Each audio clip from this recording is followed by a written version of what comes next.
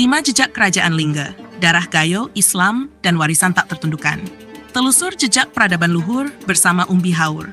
Inilah kerajaan Islam tertua ketiga di Nusantara, Kerajaan Lingga.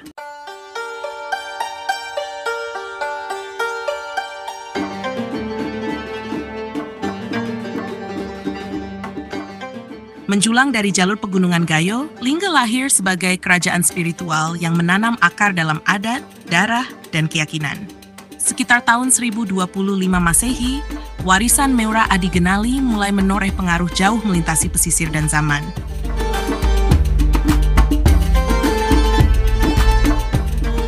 Asal-usul dan relasi, mitos dan ingatan tua Gayo menyebut Meura Adigenali, putra bangsawan Prelak yang menikah dengan wanita asal negeri Rum, sebagai tokoh awal berdirinya Kerajaan Lingge sekitar tahun 1025 Masehi di dataran tinggi Aceh Tengah.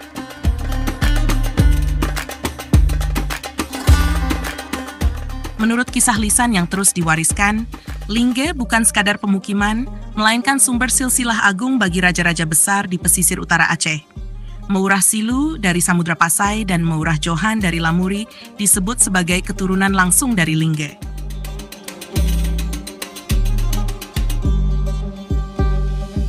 Nama Lingge diyakini berasal dari kata lenge, suara gaib yang hanya bisa ditangkap oleh mereka yang berhati jernih. Suara ini melambangkan kekuatan spiritual, petunjuk ilahi, sekaligus keagungan alam yang melingkupi awal sejarah masyarakat Gayo.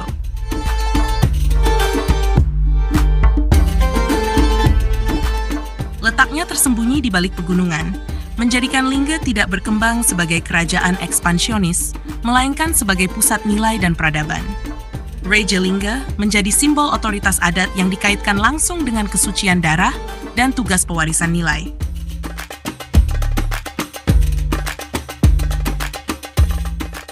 Snokhur Gronje mencatat nama Lingga berdasarkan hasil observasi atas tradisi lisan masyarakat Gayo. Kesaksian ini turut diperkuat dalam catatan Belanda, serta situs sejarah seperti rumah adat 7 ruang dan sumur tua yang masih lestari hingga kini.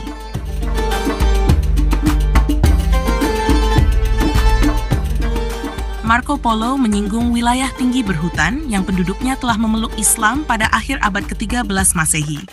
Banyak pihak menafsirkan bahwa ia merujuk ke Lingge, entitas pedalaman yang walau terpencil, telah masuk peta dunia Islam kala itu.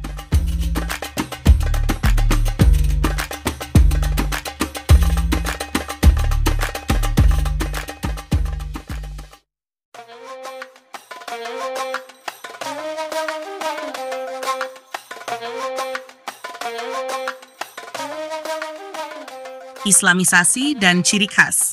Sejak awal berdirinya, Lingge tidak lahir dalam kekosongan keyakinan. Islam hadir bukan sebagai pengaruh luar yang agresif, melainkan sebagai cahaya yang tumbuh bersama darah pendiri. Meura Adigenali membawa warisan Islam dari Prelak, pusat awal dakwah Nusantara.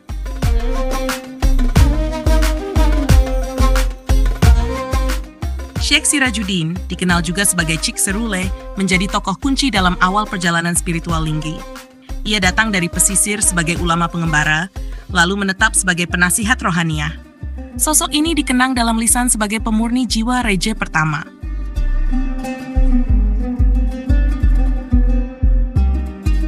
Tradisi lokal menyebut bahwa Islam tidak hanya diimani, tetapi diresapi dan dihidupkan. Batu-batu nisan bersyahadat dari abad ke-12 dan ke-13 ditemukan di pemakaman tua Lingge. Bukti konkret ini menguatkan narasi Islamisasi sejak generasi pertama.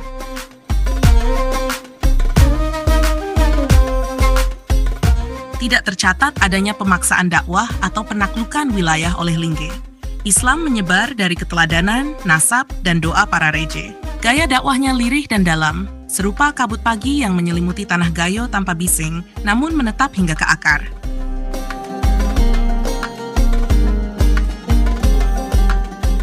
Islam di Lingge tumbuh menyatu dengan adat.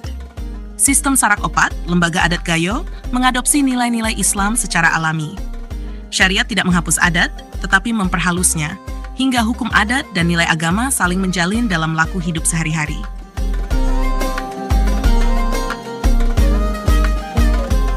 Keterangan Marco Polo dari tahun 1292 Masehi menyebut daerah tinggi yang telah memeluk Islam. Ia merujuk ke Lingge. entitas adat yang meski terpencil telah menjadi titik cahaya di tengah belantara Sumatera.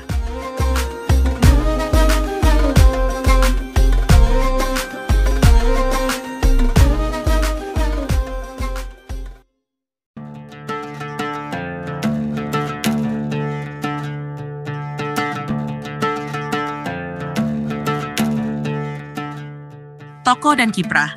Jejak Lingge tidak sekadar tertinggal di dataran tinggi Aceh Tengah, tetapi mengalir jauh ke pesisir utara Sumatera. Para raja dari Lingge menjadi akar yang menumbuhkan pemimpin besar. Darah mereka menjelma arah sejarah, bukan sekadar garis keturunan.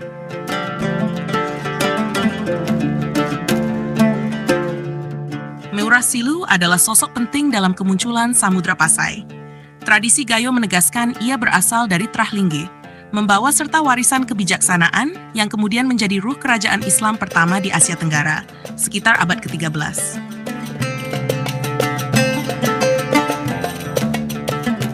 Meurah Johan, pendiri Kesultanan Aceh Darussalam, diyakini masih dalam garis keturunan Raja Lingge. Ia tampil sebagai pemimpin yang menyatukan wilayah pesisir. Dari darah pedalaman, ia membentuk pusat kekuasaan baru yang kelak dikenang dunia.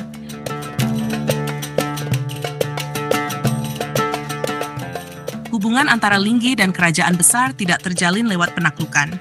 Jaringan pernikahan politik menjadi jembatan halus antara pegunungan dan lautan. Dari keluarga, mengalir nilai adat dan Islam, lalu membentuk kekuatan baru tanpa mengangkat senjata.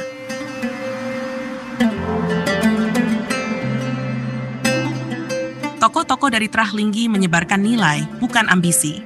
Mereka membawa ajaran yang lembut namun dalam, mengakar dalam rakyat. Lingge yang kecil dan seolah sunyi justru menanam pengaruh panjang dalam peradaban pesisir yang berkembang pesat.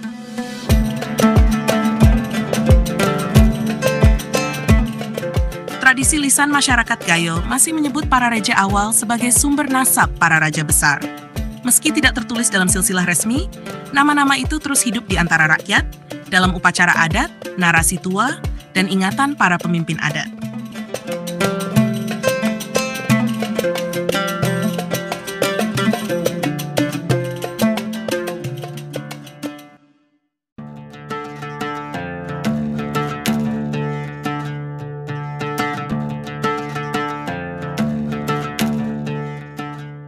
Puncak kejayaan. Antara abad ke-11 hingga abad ke-15, Lingge tidak dikenal karena luas wilayah atau kekuatan militer, melainkan karena kekuatan nilai dan warisan. Di masa ini, pengaruh Lingge menjalar ke kerajaan-kerajaan besar melalui darah, adat, dan hikmah.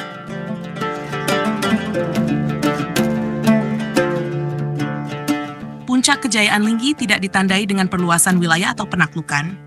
Kejayaan itu tampak dalam keberhasilan para keturunannya mendirikan dan memimpin kerajaan Islam besar seperti Samudra Pasai dan Aceh Darussalam yang menjadi pusat dakwah.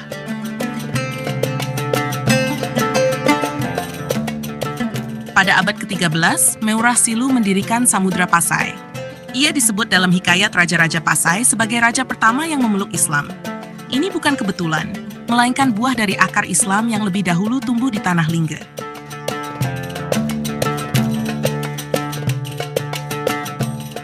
Meurah Johan, keturunan Lingge lainnya, mendirikan Kesultanan Aceh Darussalam pada akhir abad ke-15. Kerajaan ini kemudian menjadi pusat kekuatan Islam terbesar di Asia Tenggara, dan kekuatannya tumbuh dari nilai yang dibawa dari pegunungan Gayo.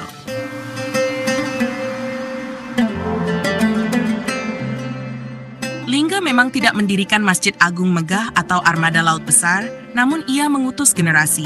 Melalui garis keturunan, ia mewariskan kepemimpinan, visi, dan nilai Islam yang mengakar dalam adat. Kejayaan Lingge hidup di kejayaan yang lain.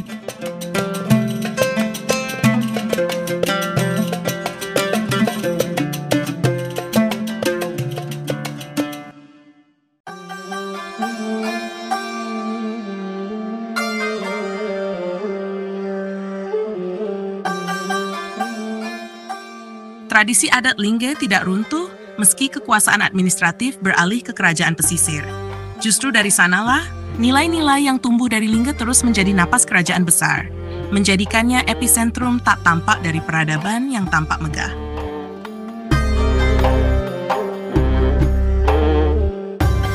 Tahun 1503, Kesultanan Aceh mengambil alih wilayah administratif Gayo. Namun, kekuasaan adat Lingge tidak dihapus. Raja terus diangkat sebagai pemimpin simbolis, menjaga nilai, bukan sekadar mengatur tanah dan rakyatnya.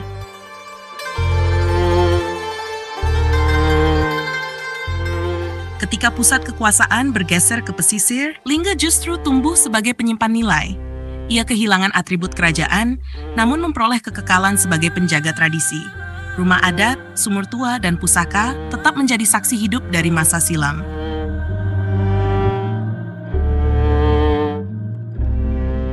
Awal abad ke-20, sistem hukum Lingge yang disebut Adat Negeri Lingge dicatat oleh kolonial Belanda. Bukti ini menegaskan bahwa struktur sosial dan hukum adat tetap aktif, meski kedaulatan politiknya tidak lagi di tangan Lingge secara langsung.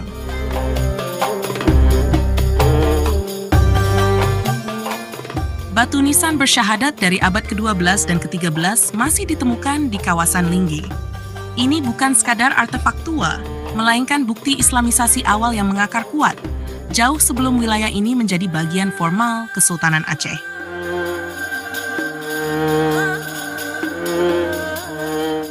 Warisan Lingge terus hidup dalam denyut budaya masyarakat Gayo. Tari guel, sistem sarak opat, dan pewarisan nilai melalui tutur generasi menjadi bukti bahwa kejayaan Lingge tidak habis dimakan waktu, melainkan menjelma menjadi cara hidup masyarakatnya.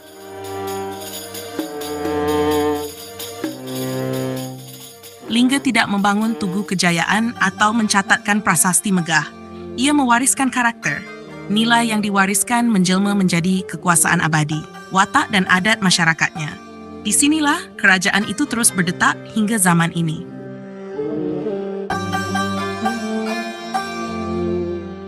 Lingge bukan sekadar kisah sebuah kerajaan yang terlipat oleh zaman, tetapi jiwa yang terus hidup dalam watak dan budaya masyarakat Gayo. Ia menanam pengaruh melalui darah dan nilai, bukan takhta dan pedang. Itulah warisan yang menolak dilupakan. Terima kasih, sampai bertemu kembali pada jejak berikutnya. Salam.